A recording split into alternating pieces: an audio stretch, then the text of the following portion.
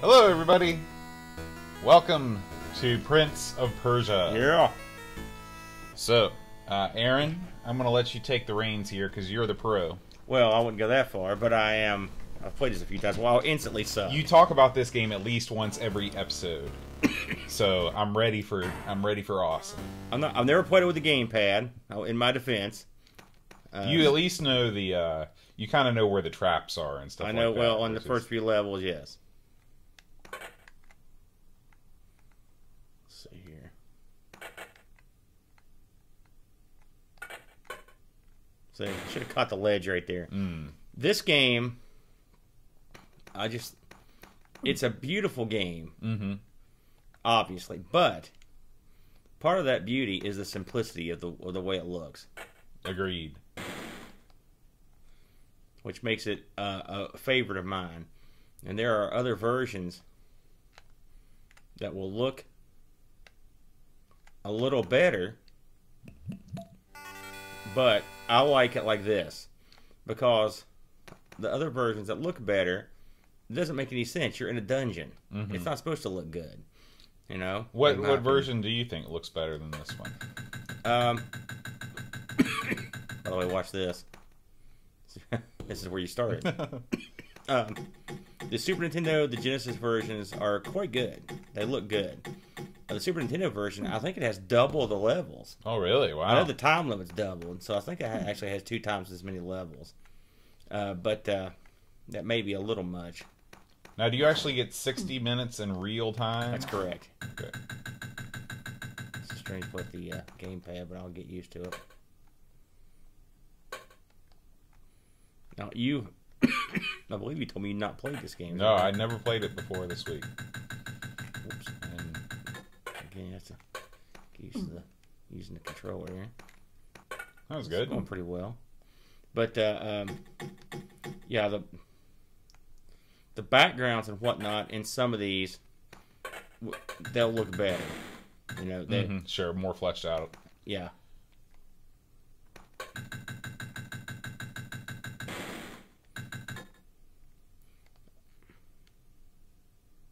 One of these. Ooh. I'll try to get out of the way. I like the fact that there are these little hidden areas. This could have actually, I think they could have capitalized on something even more. But this is, I like the hidden area angle. Yeah, it's a shame that they didn't introduce more power. I mean, I know you're going to get the sword, but aside from the sword and potions, that's about it, right? As far as what you pick up, that's pretty much it. Yeah.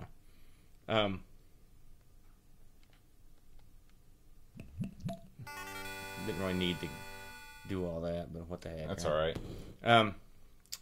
The thing about this game is it was so far ahead of its time, it's actually sort of scary. Whoops! Oh, I forgot where I was at. I was like, this might be bad. Okay,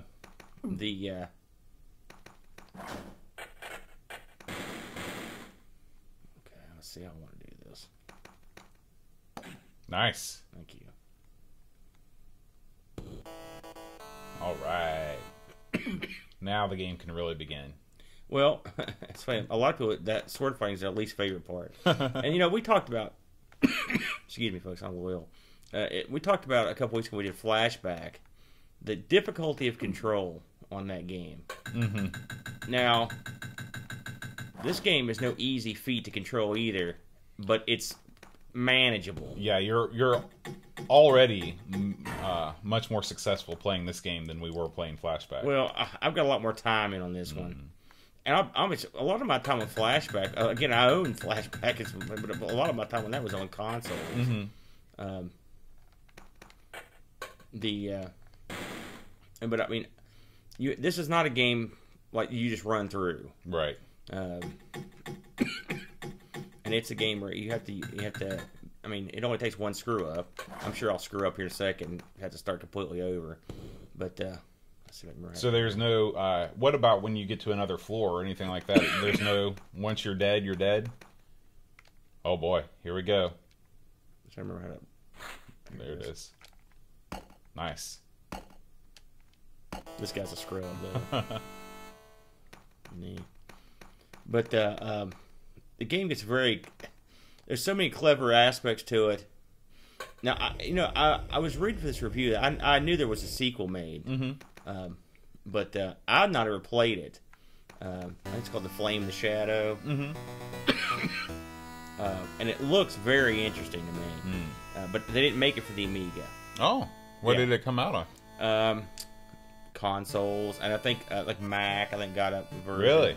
I have to look. I didn't do a whole lot of research into it, but it's a shame that it didn't come out because I thought the Amiga version, the Amiga, I had to say without a doubt has the best sound effects in my opinion. They did a great job with that. And like I said, I kind of like the minimalist style. Also, some people don't like the fact that there's no music. Well, if you're a fan of a game like Gods, it's the same sort of thing. It's kind of atmospheric. Ooh. Yeah, now I got problems because as soon as I go up there, he's gonna waylay me. This is where you have problems. Yeah.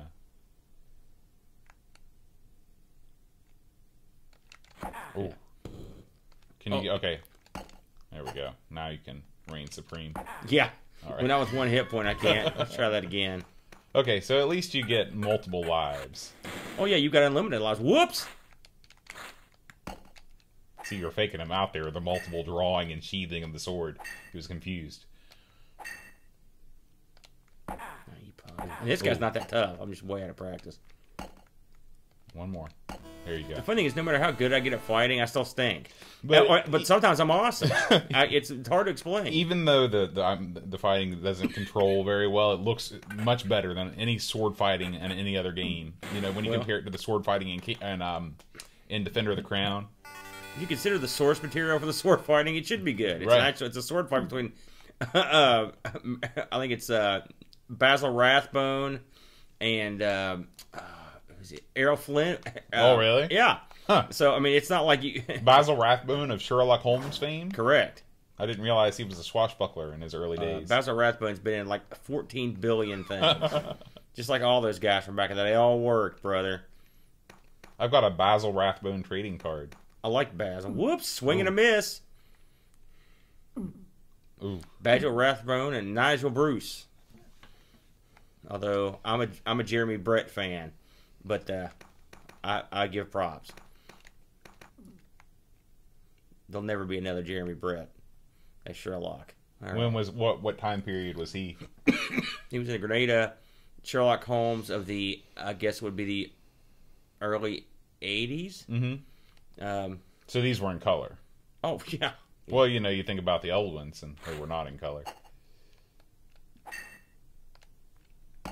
Yeah, these were brilliant. I'm surprised I haven't had you watch these before. Yeah, never seen them. You want to give this a shot? All right. I've been hogging it. This whole game has a great feel to it, though. Good job. Yeah, when you get bonked, it takes a while to recover. How do you draw your sword? You can't really draw it right now. Okay. You have to be up on the ledge. Come on.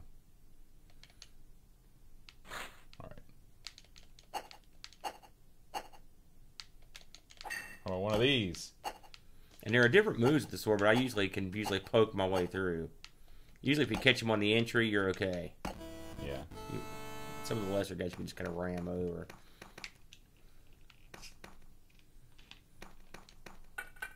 Yeah, nice. Well, sometimes. I love that too. My favorite bit's the guillotine though, because the sound it makes is exquisite. It's just like someone chopping an apple in half with something like a axe. Oh, you're talking about like the dual blades, things? yeah. Yeah, those are scary. Oh, nice.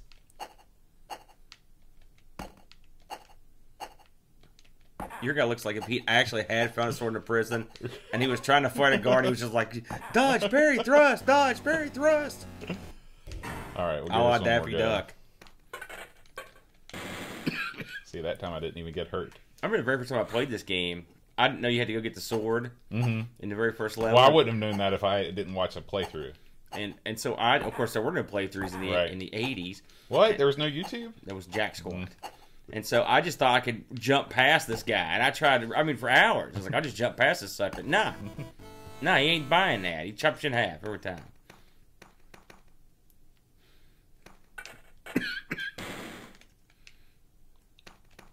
I needed that big time. It's weird playing this with a gamepad, but it works okay.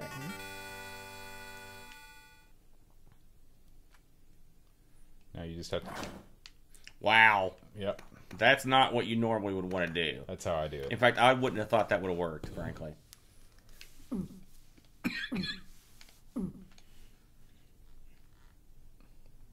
So do I have to jump up here and trigger one of these things? No, what you can do is walk to the end of this platform, or that one. Oh, I see. Let's get up here. Yeah. You're going to want to run across and jump. Or... Guess I got to jump a little earlier. Yeah, that's right. There's some wicked puzzles on this too. Oh, some yeah. Levels. Some other great gimmicks. There's a mirror version of yourself. You've got well, at first you just wonder what the hell just happened for the longest time, but eventually he comes. Do you have to? Can you hold the run button and still jump, or do you have to release the run button? You sort of just have to like hit the diagonal before you actually jump. Oh yeah, it's too early. Yeah, it's diagonal to jump, not button to jump. That was where I was. That is another thing that is different on the consoles. This game, like I said, the controls are a little nutty, you know. But that's the game, right? You know, right.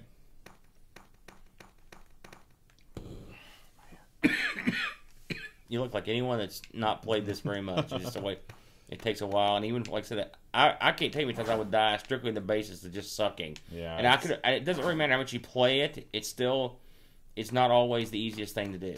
There you go. Right. Now what you want to do is take baby steps to the edge of that ledge. Okay. You know how to do that? No. Nope. You hold the button.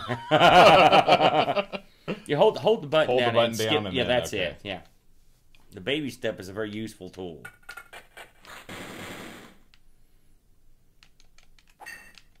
I'm not messing around this time. Easy.